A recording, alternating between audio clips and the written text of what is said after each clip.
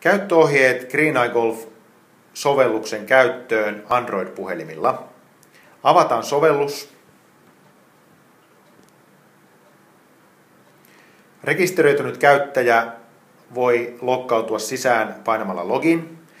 Mikäli sinulla ei vielä ole käyttäjätunnusta, voit kirjoittaa sähköpostiosoitteesi alhaalla olevaan laatikkoon ja painaa Submit. Loggaudutaan sisään painamalla login. Tämän jälkeen avautuu lyhyt kooste pelihistoriastasi Greeneyessa. Painetaan New Game ja aloitetaan uusi peli. Sovellus näyttää kaikki golfkentät, jotka ovat lähietäisyydellä sinusta tällä hetkellä. Valitsemme Greeneye 2 kentän. Voit valita, pelatko etuysin, takaysin tai koko 18 reikää. Pelaamme tällä kertaa etuysin. Greeneye-sovelluksessa on etäisyysmittari, väyläopas ja digitaalinen tuloskortti. Etäisyysmittari kertoo etäisyyden pelaamasi väylän greenin eteen, keskelle ja taakse. Väyläoppaan voit avata Map-linkistä. Voit sulkea kartan alhaalla oikealla olevasta rastista. Digitaalinen tuloskortti avautuu vasemmalta. Ja se suljetaan näin. Tulosten kirjaaminen on helppoa. Painat vain plus-painiketta. Pelaamme tälle väylälle 3 lyöntiä.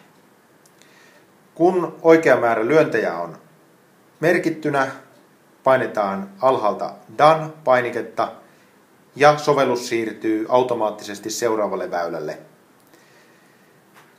Pelataan tälle väylälle 2 lyöntiä ja painetaan jälleen Done ja sovellus siirtyy automaattisesti 3. väylälle. Tarkistat ja voit lisätä ja vähentää tuloksia myös pelaamiltasi väyliltä. Lisäämme tässä tapauksessa väylälle 2 lyöntiä. Painamalla Done siirrymme jälleen seuraavalle. Tuloskortista vasemmalta voit tarkistaa tilanteen. Myös väylien selailu on mahdollista, jolloin voit tutustua kaikkiin kentän väyliin vaikkapa etukäteen. Mikäli etäisyys greenille on yli 999 metriä, ilmoittaa Greeneye-sovellus sen tällä tavalla.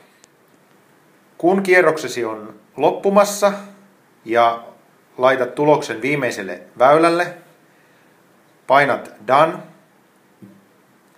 Saat lyhyen yhteenvedon, mitä kierroksella tapahtui. Voit tarkistaa tuloskortista tuloksesi ja tässä vaiheessa pelitietosi on siirtynyt jo Greeneye-palveluun. Tämän jälkeen voit aloittaa vaikka uuden kierroksen. Pääset pois sovelluksesta painamalla